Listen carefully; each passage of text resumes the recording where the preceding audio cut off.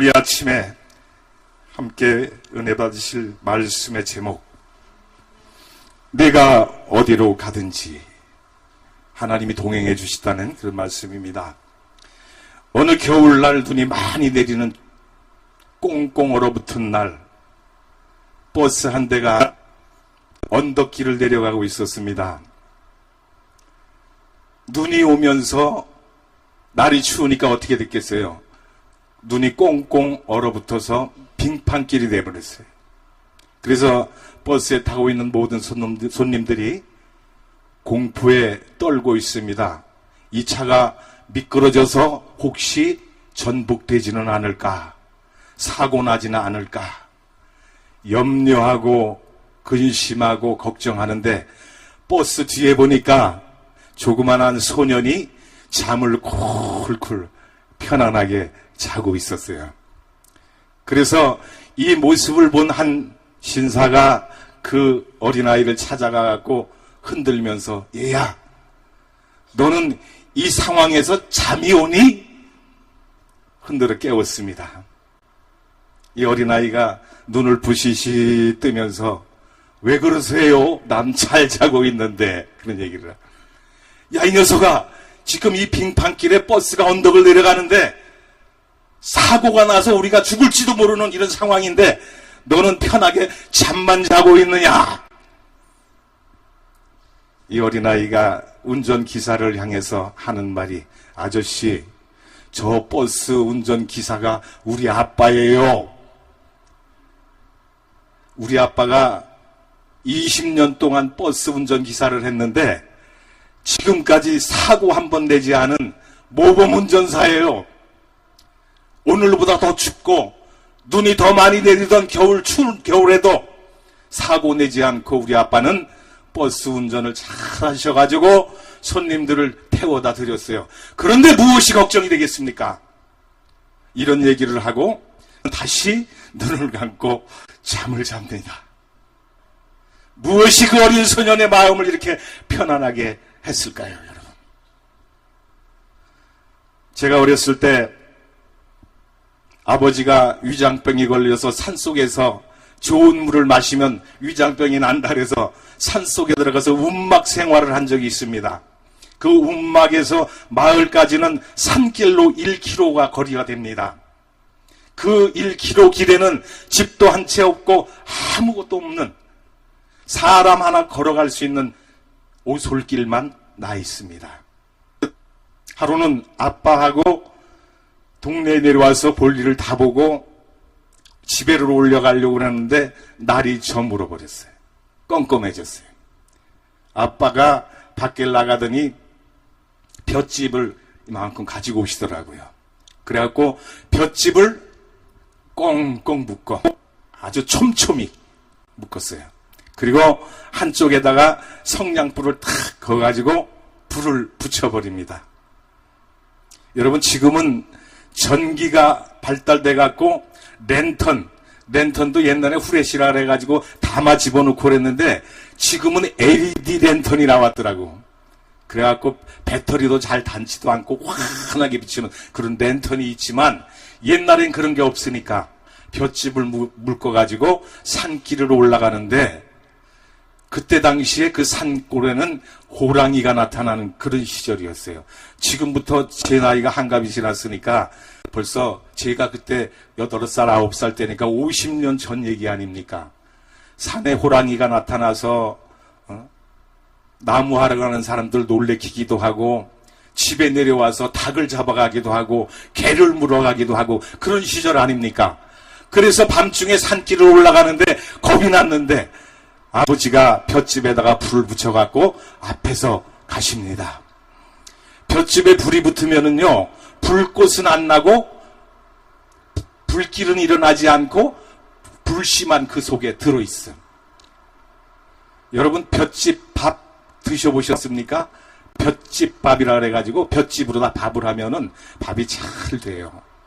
그래서 그 볏짚에 불을 붙여가지고 산을 올라가는데 아무 걱정 없이 아버지 뒤를 따라서 집에까지 올라갑니다. 아마 아버지가 저와 같이 동행하지 않고 나와 같은 또래 친구끼리 둘이 올라가라 그랬으면은 겁이 나서 나자빠졌을 거예요. 못 올라갔을 거예요. 그런데 아버지가 앞에서 나를 인도해서 올라가시니까 아무 걱정이 없더라. 왜 걱정이 없어요? 아버지가 계시니까. 아버지가 어떤 사람입니까?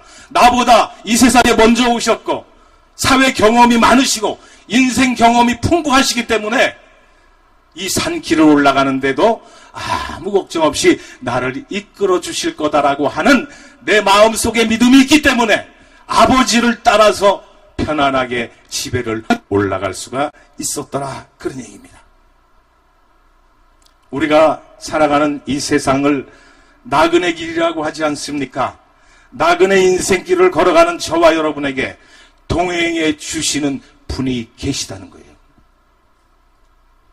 험난하고 살기 힘들고 참으로 우리가 앞을 가늠할 수 없는 그런 세상이지만 이 세상을 살아가는데 내가 혼자 가는 것이 아니고 내 앞서 가시는 분이 계시는데 그분이 바로 우리 아버지 되시는 하나님이시더라.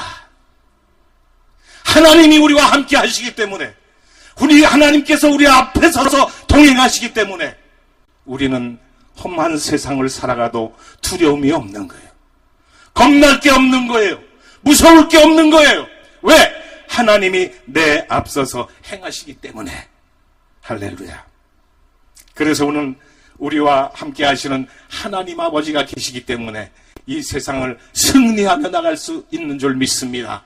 어떤 어려움이 와도 어떤 고난과 풍파와 시련이 온다 할지라도 하나님이 나와 함께 하시니까 하나님이 나의 보호자가 되시고 인도자가 되시고 내 앞서 행하시니까 어떤 어려움이 온다 할지라도 웃으면서 평안하게 행복하게 이 세상을 나갈 수가 있다고 하는 말씀인 것입니다. 오늘 본문으로 돌아가 보니까 주인공 야곱이 형 에서와 아버지를 속이고 장자권을 가로챘습니다. 그래서 형 에서의 미움을 사게 됩니다. 형 에서의 미움을 사서 형이 자기를 해코지하지 않을까 두려운 마음이 생깁니다. 그래서 야곱의 아버지와 어머니는 밧단아람에 있는 삼촌 나반의 집으로 그를 도피시킵니다. 그래서 야곱이 이제 도망길에 오르게 됩니다. 그가 가는 길은 외로운 길입니다. 동행하는 사람이 없습니다. 쓸쓸한 길입니다. 광야와 같은 길입니다. 빈들입니다. 아무도 그를 보호해 줄 사람이 없습니다. 그를 동행하는 사람이 아무도 없는 그런 길을 가고 있었어요. 그런데 길을 가다가 루스라고 하는 곳에 이르렀는데 날이 저물게 되지 않습니까? 그래서 더 이상 길을 가지 못하고 오늘은 이곳에서 자고 가야 되겠다. 그런 마음을 가지고 주위에 있는 돌멩이를 하나 찾아다가 베개를 하고 잠을 청해서 잠자리에 들게 됩니다. 야곱은 하란까지 도망가기 전에는 아버지와 어머니의 사랑을 독차지하는 그런 사람이었습니다. 그래서 어려움도 겪지 않았고 늘 부모님의 보호 속에서 행복하게 자란 사람이었습니다. 그런데 이제 형의 미움을 사고 도망길에 오르게 된 거예요. 그는 그와 같이 가는 사람이 아무도 없는 외로운 들판길을 혼자 걸어가고 있었어요. 그래서 날이 어두워서 잠을 청해서 쓸쓸한 잠, 혼자 외로이 잠에 들었는데 야곱이 꿈을 꾸게 됩니다. 꿈속에 보니까 사닥다리가 하늘에 높이 닿아 있는데 산 그 사다리 꼭대기에서 천사가 오르락 내리락 하는 모습이 보입니다. 그리고 하나님의 음성이 들려옵니다. 오늘 본문 13절에 보니까 나는 여호와니 너의 조부 아브라함의 하나님이요 이삭의 하나님이라. 형 에서의 낯을 피해서 외로운 도망길에 아무도 동행하는 이가 없이 쓸쓸히 혼자 가고 있는 길에 들판에서 잠을 자고 있는 야곱에게 하나님이 찾아오셨습니다. 그리고 그에게 말씀하십니다. 네가 어디로 가든지 내가 너와 함께하리라. 하나님이 찾아오셨습니다. 이것이 바로 하나님의 은혜인 줄로 믿습니다. 이것이 바로 오늘 저와 여러분의 상황이에요. 우리가 야곱과 같이 범죄하고 이제 도망의 길에, 세상 길에 헤매고 가는데 하나님께서 우리에게 찾아오셨어요. 성경은 우리를 찾아오신 하나님의 모습을 다음과 같이 설명을 합니다. 빌립보서 2장 5절 이하에 보니까 너희 안에 이 마음을 품으라 곧 그리스도 예수의 마음이니 그는 근본 하나님의 본체시나 하나님과 동등됨을 취할 것으로 여기지 아니하시고 오히려 종의 형체를 입고 인간의 몸을 가지고 이 땅에 오셨다고 했어요. 하나님께서 우리 인간에게 인간의 모습을 가지고 찾아오셨다는 말씀이에요. 저와 여러분을 찾아오셔서 만나주셨다고 하는 말씀인 것입니다. 우리는 아무 힘도 없고 공로도 없고 의지할 것도 없고 기댈 것도 없지만 쓸쓸한 광야길을 걸어가는 야곱에게 하나님이 찾아오셨던 것처럼 오늘 이 세상을 살아가는 저와 여러분에게 하나님이 이 세상에 우리를 찾아오셨다고 하는 말씀인 것이에요. 그래서 빌립보서 2장 5절과 8절의 말씀엔 그리스도의 인격에 대해서 잘 설명을 해주고 있습니다. 그리스도는 누구십니까? 여기에 대한 사도 바울의 답변과 신앙 고백이 여기에 잘 나타나 있습니다. 예수 그리스도는 성육신 하시기 전 영원히 계시는 하나님, 근본 하나님이셨다 말씀을 하고 계시는 거예요. 그는 임마누엘의 하나님이십니다. 우리와 함께 하시는 하나님이십니다. 우리를 찾아와 주신 하나님이십니다. 외롭고 쓸쓸한 이 세상길을 살아가는 저와 여러분에게, 외롭고 힘들어서 지쳐있는 저와 여러분에게 찾아오셨다는 말씀인 것이에요. 범죄해서 바단 아람에 있는 삼촌 라반의 집으로 도망가는 야곱에게 찾아오셨던 하나님께서 외로운 인생길을 걸어가는 저와 여러분에게 찾아와 주셨다고 하는 말씀인 것입니다. 마태복음 1장 21절에 아들을 낳으리니 그 이름을 예수라 하라. 그는 그가 자기 백성을 그들의 죄에서 구원할 자임이시라 말씀하고 있습니다. 이사야 7장 10절에 보면 보라 처녀가 잉태하여 아들을 낳을 것이요 그의 이름을 임마누엘이라 하리라. 임마누엘이라고 하는 말은 하나님이 우리와 함께 하신다는 말씀 아닙니까? 임마누엘의 하나님께서 오늘 저와 여러분에게 함께 하신다는 그 자리에, 이 자리에 찾아오셨다는 말씀인 것입니다. 우리와 함께 하신다는 말씀인 것입니다. 외로운 인생길에 지쳐있는 저와 여러분에게 찾아오셔서 힘과 용기를 주시고 내가 어디로 가든지 어떤 어려움을 당한다 할지라도 내가 너를 지킬 것이다. 너를 떠나지 아니할 것이다. 내가 돌아가기까지, 아버지가 계신 고향으로 돌아갈 때까지 나는 너를 지킬 것이다. 이와 같은 하나님의 음성이 오늘 이 아침 저와 여러분에게 들려지기를 예수님의 이름으로 축원을 드립니다. 내가 너와 함께하리라. 어디를 가든지 어떤 일을 당하든지 무슨 일을 당하든지 만사 형통하리라고 하는 찬송가 가사와 같이 어떤 일이 우리에게 주어진다 할지라도 하나님은 임마누엘의 하나님이 되셔서 오늘 저와 여러분을 지켜주신다고 하는 말씀인 것입니다. 형의 낯을 피해 도망길에 오른 야곱에게 하나님은 찾아오셨습니다. 그리고 말씀하십니다. 내가 너와 함께 있어 내가 어디로 가든지 너를 지키며 너를 이끌어 이 땅으로 돌아오게 할지라. 내가 네게 허락한 것을 다 이루기까지 너를 떠나지 아니라. 너를 떠나지 아니하리라. 할렐루야. 하나님이 우리에게 향하신 계획과 목적을 다 이루기까지 하나님은 우리를 떠나지 아니하신대요. 힘이 되지 않습니까? 용기가 생기지 않습니까? 내가 야곱과 같이 외로운 길에 홀로 광야에 내 동댕이 처있다 할지라도 하나님이 나를 버리지 아니하시고 나와 함께 하신대요. 내가 집으로 돌아갈 때까지 나를 지키시고 보호하신대요. 힘이 되는 거야. 용기가 되는 거야. 여러분 어떤 어려움을 당해 있습니까? 야곱과 같은 현실에 처해 있습니까? 실망하지 마세요. 낙심하지 마세요. 이 시간 우리에게 찾아오신 하나님께서 우리 심령 속에 말씀하십니다. 내가 어디로 가든지 내가 너와 함께 하리라. 너를 향한 내 뜻이 이루기까지 너를 떠나지 아니하리라.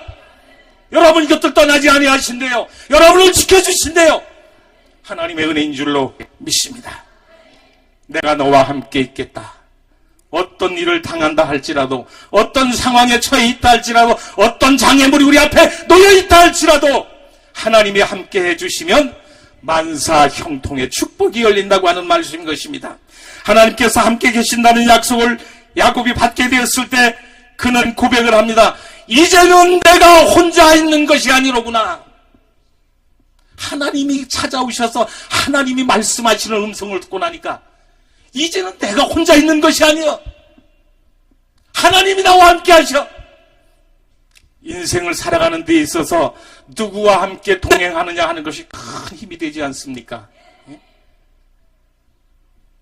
우리가 아버지와 동행하는 것이, 육신의 아버지와 동행하는 것도 힘이 될진데, 영혼의 아버지 되시고 이 세상의 만물의 창조자가 되시고 우리의 주가 되시는 여호와 하나님께서 나와 동행하시고 내가 가는 길을 지키시고 나를 떠나지 아니하시고 하나님의 뜻을 이루기까지 나를 지키시고 보호하신다고 하니 이 얼마나 축복된 말씀이냐 이거예요. 저는 이 말씀을 읽을 때마다 위로를 받습니다. 힘을 얻습니다. 16절에 보니까 야곱이 잠이 깨어 이르되 여호와께서 과연 여기 계시거늘 내가 알지 못하였도다. 17절에 두렵도다 이곳이요 이것은 다름 아닌 하나님의 집이요 이는 하늘의 문이로다. 꿈의 환상과 하나님의 음성을 들은 야곱은 이제 자기의 자신을 바로 바라보게 됩니다. 나는 혼자 외롭게 간 인생길을 걸어가는, 도망길을 가는 야곱인 줄 알았는데 하나님이 함께 계시는구나. 하나님이 나와 동행해 주시는구나. 내가 어디로 가든지 지켜주시겠다고 말씀하시는구나. 하나님을 만나고 나니까 이것을 체험하고 깨닫게 되는 거예요. 지금까지 하나님이 함께 하시고 동행하심은 알지 못한 데 대한 죄스러운 마음이 그에게 생겼습니다. 그래서 그는 말합니다. 두렵도다 이곳이요 이것은 다름 아닌 하나님의 집이요 이는 하늘의 문이로다. 할렐루야. 그가 느낀 두려움은 혼자 외롭게 들판에서 잠을 자고 있는 두려움이 아닙니다. 잠을 자고 있는 야곱에게 맹수가 찾아와서 해를 끼칠까봐 두려워하는 두려움이 아닙니다. 독사가 와서 물러서 죽일까봐 하는 두려움이 아닙니다. 하나님이 찾아오셔서 그에게 말씀하시니까 내가 지금까지 하나님을 바로 알지 못했구나. 나와 함께 하시고 동행하시는 하나님을 아직까지 깨닫지 못했구나. 여기에 두려운 마음이 생긴 거예요. 여러분, 하나님을 만나지 못하신 분 계십니까? 하나님의 음성을 듣지 못하신 분 계십니까?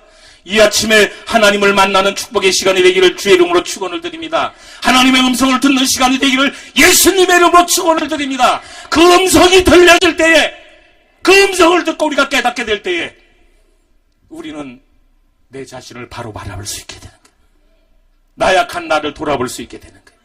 그래서 하나님 앞에 모든 것을 맡길 수 있게 되는 거예요. 며칠 전에 아는 목사님이 저녁 식사를 대접할 때니까 좀 뵀으면 좋겠습니다. 그런 얘기를. 그래서 만났어요. 저녁을 실컷 얻어먹고 나니까 저녁 10시 정도가 다 됐어요. 그래서 집에를 가려고 주섬주섬 챙겨서 나오는데 목사님 저 좀 집에까지 좀 태워다 주세요. 그 집에 태워다 주면 돌아서 가야 돼. 바로 가면 고속도로로 들어가고 집에 금방 가. 밤 10시니까 빨리 집에 가야 또 자고 내일 아침에 새벽에 기도해야 될 텐데 태워다 달라고 그러네. 속으로는 에이 혼자 전철을 타고 가든지 버스를 타고 가든지 또 밤중에 나를 태워다 달라고 그래. 투덜투덜 하면서 겉으로는 그 내색 못하잖아요. 속으로만 그런 마음을 갖고 겉으로는 그래 내가 태워다 줄게. 그리고 차를 끌고 목사님 집을 향해서 갑니다. 한참을 가는데 뭐 타는 냄새가 막 나와. 그래서 그 지역을 보니까 그 왜 장작불 가지고 닭 굽는 그런 거 있지 않습니까? 막 돌아가면서 이렇게 자동차에다 얹어놓고 하는 그런데 거기서는 뭐 쓰레기도 가끔씩 태우고 그러더라고. 그래서 쓰레기를 누가 태우나 보다. 여러분 쓰레기 태우면 그 나이롱 타는 냄새가 좀 지독하잖아요. 그런 냄새가 막 들어와. 근데 그 냄새가 알고 보니까 차가 타는 냄새였어.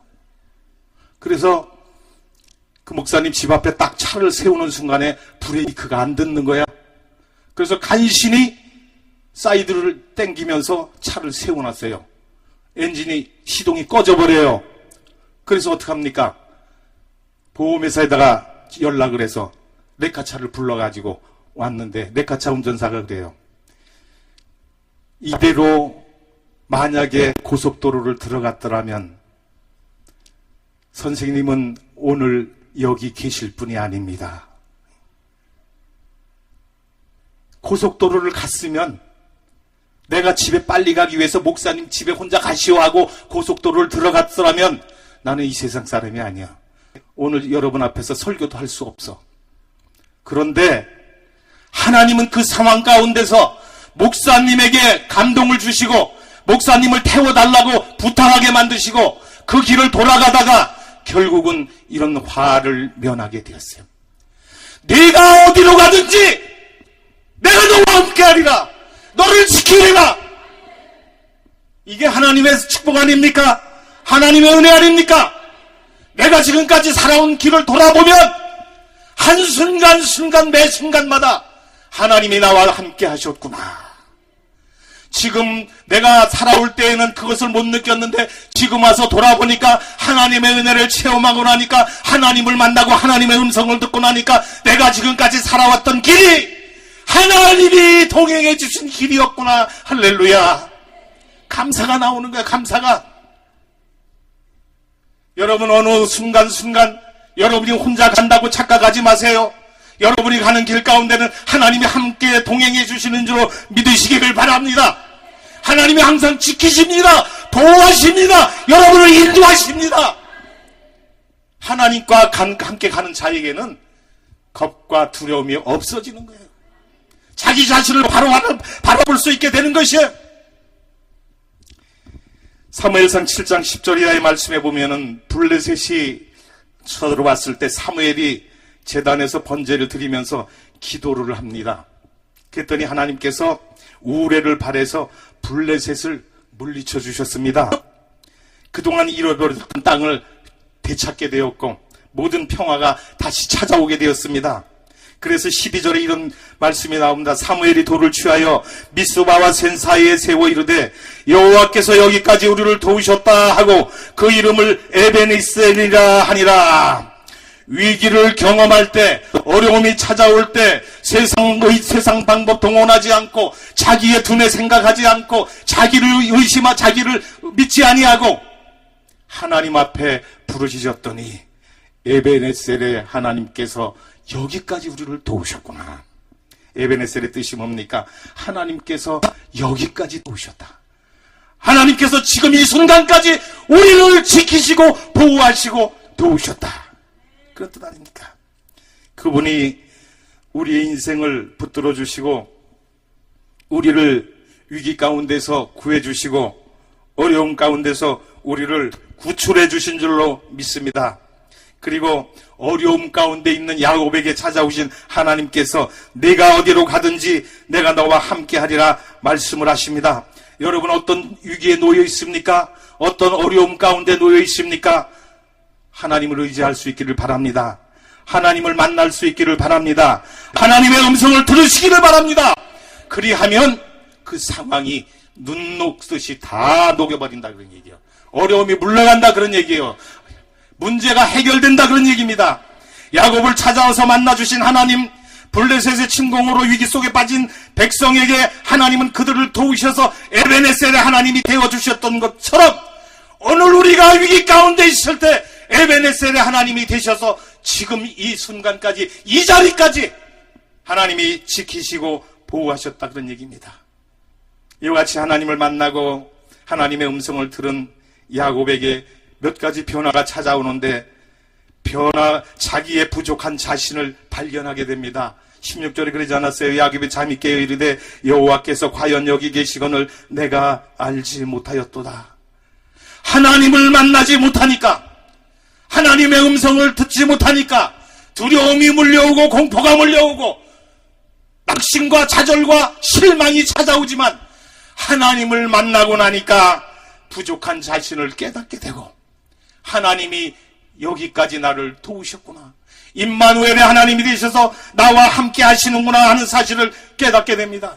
이사야의 말씀에 보면은 6장 1절 이하에 이런 말씀이 나옵니다. 우시야 왕이 죽던 해에 내가 본즉 주께서 높인 들지 보좌에 앉았는데 그의 옷자락은 성전에 가득하였고 스랍들이 모이시고 섰는데 각기 6 날개가 있어 그 둘로는 자기 얼굴을 가리고 그 둘로는 자기의 발을 가리었고 그 둘로는 날며 서로 불러 이르되 거룩하다 거룩하다 만군의 여호와여 그의 영광이 온 땅에 충만하도다 하더라. 이같이 화답하는 자의 소리로 말미암아 문지방에 터가 요동하며 성전의 연기가 충만한지라. 그때 내가 말하되 화로다 나여 망하게 되었도다. 나는 입술이 부정한 사람이요 나는 입술이 부정한 백성 중에 거주하면서 만군의 여호와신 왕을 배웠음이로다 하였더라. 그때 수랍 중에 하나가 부젓가락으로 제단에서 쥐분 바 핀 숯을 손에 가지고 내게로 나와서 그것을 내 입술에 대며 이르되 보라 이것이 내 입에 닿았으니 내 악이 제하여졌고 내 죄가 사하여졌느니라. 내 죄가 사하여졌느니라. 여호와를 만나고 하나님을 만나니까 우리의 죄가 용서되는 줄로 믿습니다. 하나님께서 우리의 부족한 모든 면들을 다 용서하시고 채우시고 이루어 주신다고 하는 말씀인 것입니다. 이사야 선지자는 하나님의 임재 앞에서 자신의 더러움을 발견하였고 그로 인해 고통스러워하고 괴로워하였으며 더욱이 하나님의 심판을 받을 수밖에 없는 그 자기 자신을 보면서 두려워 떨었던 모습을 볼 수가 있습니다. 그때 이사야의 고백이 뭡니까? 주님께서 말씀하시기를 내가 누구를 보내며 누가 우리를 위하여 갈꼬 하시니 그때 내가 여기 있나이다 나를 보내소서. 내가 여기 있나이다 나를 보내소서. 나를 들어소서. 하나님 부족한 종이 필요하십니까? 나를 보내주시옵소서. 하나님이 보내주시면 100% 충성해서 가라는 곳 어디든지 가겠습니다. 아골골짝 빈들에도 주의 명령이면 가겠습니다. 행복이 없고 사람이 없고 쓸쓸하고 외로운 길이라도 하나님의 명령이라면 순종하여 가겠노라고 하는 이사야의 고백이 나왔던 것을 보게 됩니다. 내가 누구를 보내며 누가 우리를 위하여 갈꼬. 오늘 시간도 하나님은 탄식하고 계시는 줄로 믿습니다. 오늘 이 시대를 향하여 하나님은 한탄의 숨을 계시고 계십니다. 어지러운 세상, 복음이 메말라가고 하나님을 믿는 백성들이 메말라가고 떨어져가는 이 시대를 향하여 내가 누구를 보내며 누가 나를 위하여 갈꼬 할 때에 이 자리에 나와 있는 저와 여러분이 내가 여기 있나이다 나를 보내소서. 이와 같은 고백이 나오기를 주의 이름으로 축원을 드립니다. 내가 여기 있습니다. 하나님 내가 필요하십니까? 나를 불러주세요. 나를 보내주세요. 내가 가겠나이다. 하나님의 말씀에 순종하는 저와 여러분이 될 수 있기를 바랍니다. 하나님을 만나니까 이렇게 사람이 변화가 되게 되는데 사울이 주님을 만나기 전에 어떤 사람이었습니까? 기독교인들을 잡아다가 죽이는 핍박자였습니다. 근데 그가 다메섹 도상에서 주님을 만나고 난 뒤에 100% 돌아오게 됩니다. 변화되게 됩니다. 그래서 기독교인들을 잡아 핍박하던 사울이 변해서 예수의 복음을 증거하는 전도자로 변화된 것을 볼 수 있지 않습니까? 옛날에 김익두 목사에 대한 예화가 일화가 있지 않습니까? 김익두 목사님이 안악골의 부잣집에서 태어나서 부모의 사랑만 받고 그저 애지중지 오냐 키웠어요. 그러니까 아나무인이요. 눈에 보이는 게 없어. 그래서 안악 장터 장날이 되면은 그 길가에 딱 나와가지고 장에 가는 모든 사람들을 붙잡아 놓고 자기 가랭이를 벌리고 2m로 통과해서 가야만 너네들은 장을 볼 수가 있다. 사람들이 왜 그 말을 따라서 했을까요? 안악골의 최고 갑부이기 때문에. 그의 부모가. 그래서 그 김익두 목사님 아버지의 재산을 은혜받지 않은 사람이 없어요. 그 땅을 임대받아서 농사 짓지 않는 사람들이 거의 없어. 그러니까 주인의 아들이 가랭이 밑으로 겨가라니까 그 가랭이 밑에 겨서 장을 가는 거예요. 어느 날 외국의 여자 선교사가 와서 전도지를 나눠줍니다. 예수 믿고 천국 가세요 하고 전도지를 주었어요. 그러니까 김익두 목사가 그걸 딱 봤더니 이게 뭐야 하면서 코를 팽 풀어버리고 길에다 휙 집어던졌어요. 그랬더니 이 여선교사가 하는 얘기가, 그거 가지고 코 풀면 코가 썩어 문드러집니다. 그러시면 안 됩니다. 그 말을 들었어요.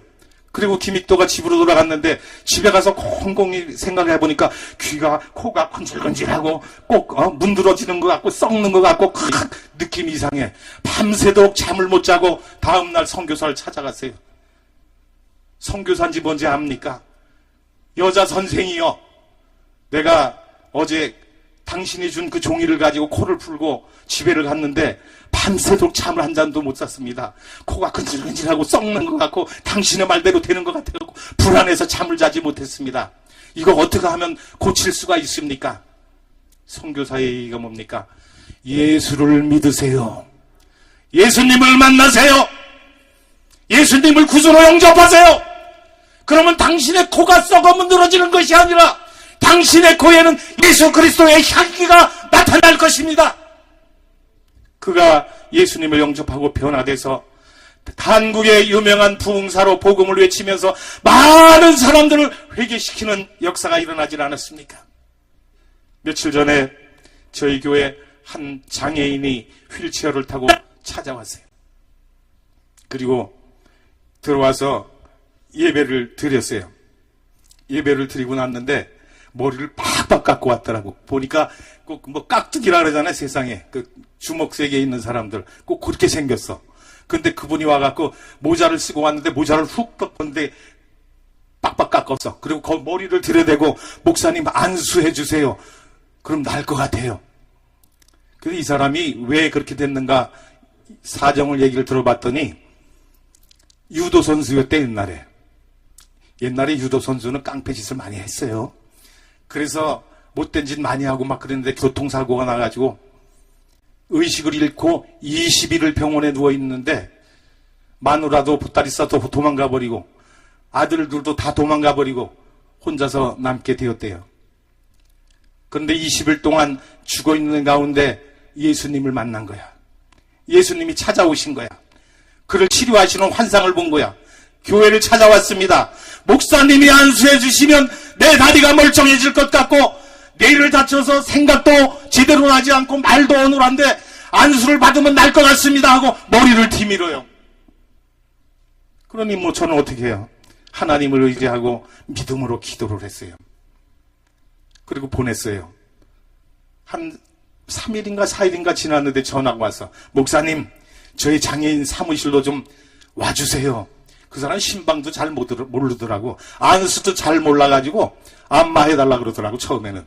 그런 분이었어. 근데 와가지고 우리 장애인 좀 사무실로 와서 안수 좀 해주세요 그러더라고요. 찾아갔더니 휠체어를 타고 걸음을 못 걷던 사람이 반갑게 뛰어나오면서 맞이하면서 나를 영접해서 장애인 사무실로 데리고 가갖고 의자에 무릎 꿇고 앉더니 거기에서 또 안수를 해달라는 거야. 그 장애인 협회의 회장님 얘기가 저 사람이 사무장인데 저 사무장이 교회에 갔다 오더니 180도 바뀌어버렸어. 장애인이 성격이 난폭합니다. 자기 뜻대로 행동을 못하니까 답답하잖아요. 그 성격이 나빠질 수밖에 없어. 난폭하고 남에게 짜증 잘 부리던 그런 사람이 교회에 와서 변화받고 가니까 얼굴에 웃음이 만발하고 변화가 됐어. 그 모습을 보고 장애인 사무실에 있는 모든 사람들이 하나님을 영접하게 되더라고요. 하나님을 만나면 변화가 일어나는 거예요. 우리가 왜 변화되지 못합니까? 하나님을 만나지 못했기 때문에. 우리가 왜 이렇게 고생하면서 어려움 속에 놓여 있습니까? 하나님의 음성을 듣지 못하기 때문이라고 하는 것입니다. 오늘 이 아침에 하나님을 만나고 하나님의 음성을 듣고 모든 문제를 해결받는 축복의 시간이 되기를 예수님의 이름으로 축원을 드립니다. 여러분 축복받고 돌아가는 귀한 시간이 되기를 바라고, 그 다음에 야곱이 하나님을 만나고 음성을 듣고 난 뒤에 하나님을 경외하는 자가 되었습니다. 17절에 보니까 두렵도다 이곳이요 이곳은 다름 아닌 하나님의 집이요 이는 하늘의 문이로다, 이런 말씀을 했어요. 경외한다고 하는 것은 공경하고 두려워한다는 뜻이요. 여러분 하나님을 경외하십니까? 하나님을 공경하십니까? 하나님을 두려워하십니까? 하나님을 경외하는 사람은 경거망동할 수가 없는 거예요. 항상 하나님 앞에서 코람되고 어디 가서 무엇을 하든지 하나님 앞에서 행동하는 그런 마음과 자세를 가지고 살아가야 된다고 하는 말씀이죠. 야곱이 하나님을 만나고 나니까, 내가 하나님을 체험하고 나니까 이제는 하나님을 경외하게 되는구나. 진짜 하나님을 만나게 되는구나.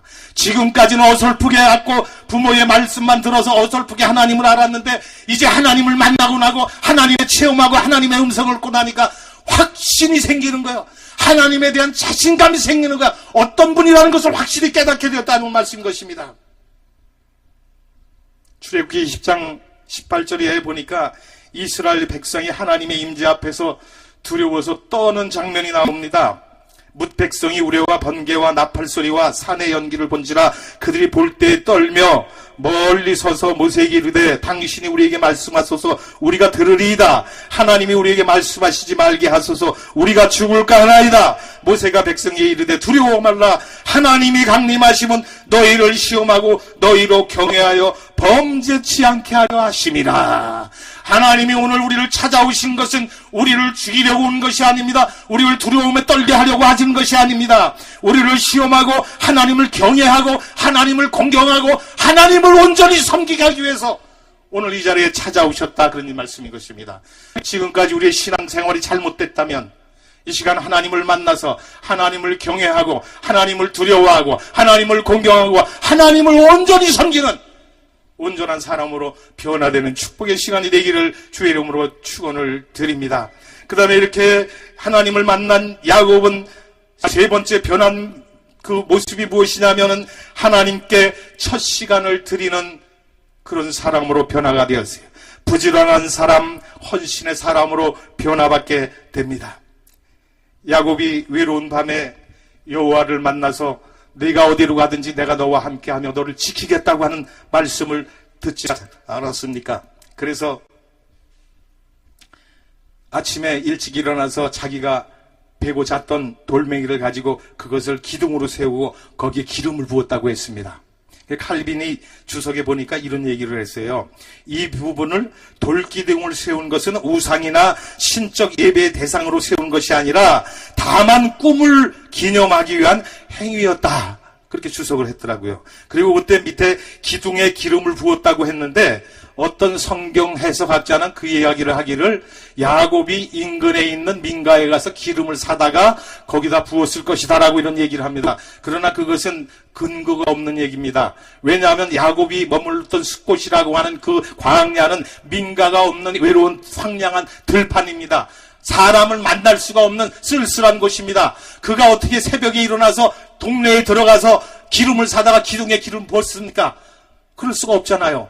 그래서 야곱이 기름을 부은 이 기름은 그가 아버지의 품을 떠나서 외삼촌 집으로 갈 때 가지고 나온 기름 한 병, 자신의 비상식량, 가는 도중에 먹을 양식, 자기의 생명과도 같은 값진 것이었다, 그런 얘기입니다.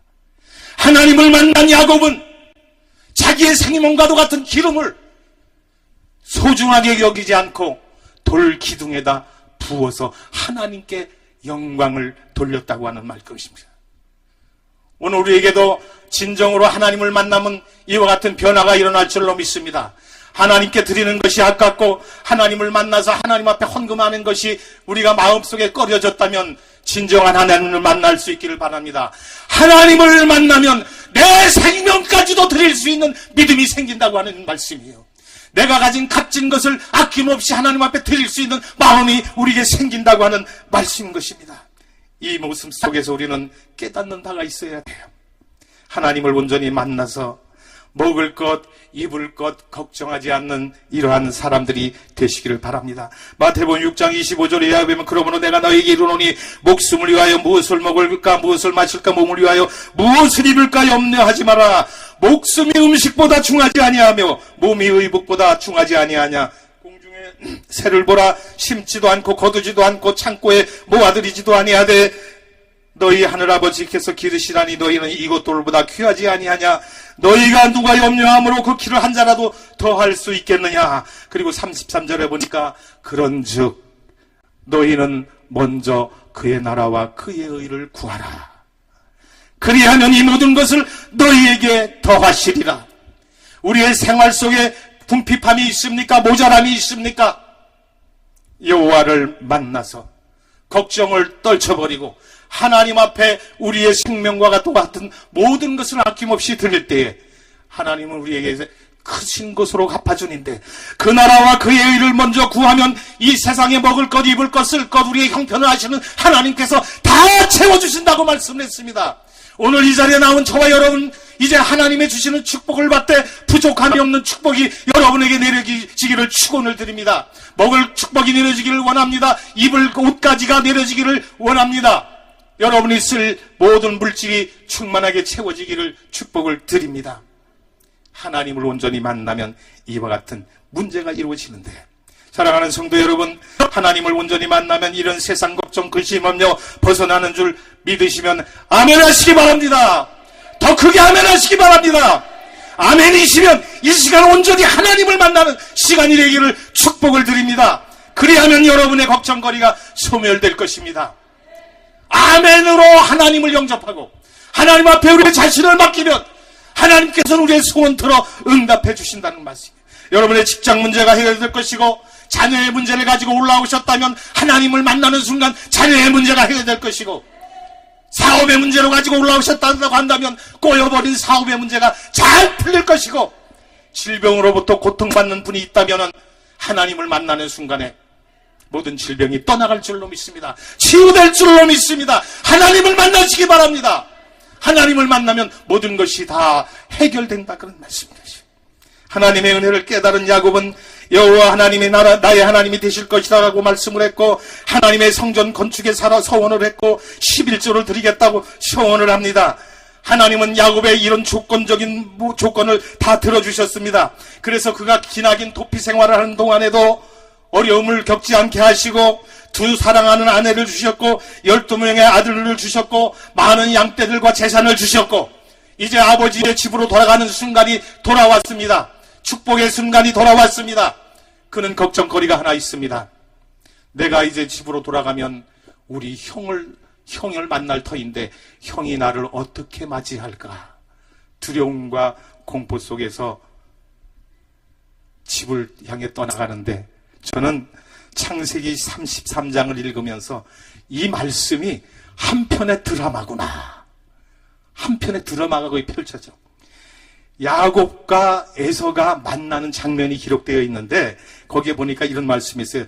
야곱이 눈을 들어보니 에서가 새벽 400명의 장정을 거느리고 오고 있는지라 그의 자식들을 나누어 레아와 라헬과 두 여종에게 맡기고, 여종들과 그들의 자식들은 앞에 두고 레아와 그의 자식들은 다음에 두고 라헬과 요셉은 뒤에 두고, 자기는 그들 앞에서 나아가되 몸을 7번 땅에 굽히며 그 형 에서에게 가까이 가니, 에서가 달려와서 그를 맞이하고 안고 목을 어긋 맞추며 그와 입 맞추고 서로 우니라. 에서가 눈을 들어 여인들과 자식들을 보고 묻되 너와 함께한 이들은 누구냐? 야곱이 이르되 하나님이 주의 종에게 은혜로 주신 자식들이니이다. 형을 만나면 형이 미워해서 자기를 죽일 줄 알았는데 400명의 많은 사람들을 데리고 나왔는데 죽일 줄만 알았는데, 너희가 어디로 가든지 지키며 내가 집으로 돌아올 때까지 너와 함께 하리라고 하나님의 약속이 이루어져서 에서의 마음을 변화시켜 주신 줄로 믿습니다. 그리고 야곱을 만나는 에서는 야곱을 끌어안고 입 맞추고 형제의 우정을 나누었습니다. 한편의 드라마 아닙니까? 성경을 읽으면서 그 모습을 이렇게 떠올리니까 하나님이 이런 하나님이시구나. 형제간에 불화했던 것도 다 해결해 주시고 하나님의 약속을 성취하는 분이시구나. 하나님이 약속하신 모든 것들을 다 이루어 주시는 분이시구나 하는 것을 깨달을 수가 있었다고 하는 말씀입니다. 하나님은 야곱을 버리지 않으시고 내가 너와 함께 있어 내가 어디로 가든지 내가 너를 지키며 너를 이끌어 이 땅으로 돌아오게 할지라. 내가 네게 허락한 것을 다 이루기까지 너를 떠나지 아니하리라. 떠나지 아니하리라. 여러분을 떠나지 아니하리라. 하나님이 함께 해주시겠다. 축복의 말씀이에요. 축복의 말씀. 하나님과 동행하는 여러분이 될 수 있기를 주의 이름으로 축복을 드립니다. 오늘 이러한 하나님의 음성이 저와 여러분에게 들려지기를 축원합니다.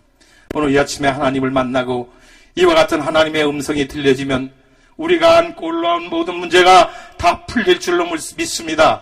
해결될 줄로 믿습니다. 하나님의 은혜가 쏟아질 줄로 믿습니다. 하나님의 약속이 성취될 줄로 믿습니다. 하나님이 저와 여러분을 향한 귀한 높은 뜻이 있는데 그 뜻이 다 이루어지기까지 하나님은 우리를 버리지 아니하신대요. 우리를 지켜주신대요. 함께 해주신대요. 뭐가 두렵습니까? 뭐가 고민합니까? 하나님을 의지하는 저와 여러분이 될 수 있기를 바랍니다. 지금 이 시간 하나님이 우리를 찾아오셨고 말씀하셨습니다. 어디로 가든지 무슨 일을 행하든지 어떤 일을 하든지 내가 너를 지키며 너가 그 뜻을 이루기까지 내가 너를 떠나지 아니하리라. 아버지의 집으로 돌아가는 그 순간까지 내가 너를 지켜주리라. 세상 나그네와 같은 우리가 영원하신 하나님의 아버지의 나라에 가는 그 순간까지 하나님은 우리를 버리지 아니하시고 우리를 지키시고 우리와 함께 하신다고 약속을 했습니다. 하나님의 나라, 우리의 본향, 하나님께서 예비해 두신 저 천국에 가는 순간까지 여러분을 버리지 아니하신대요.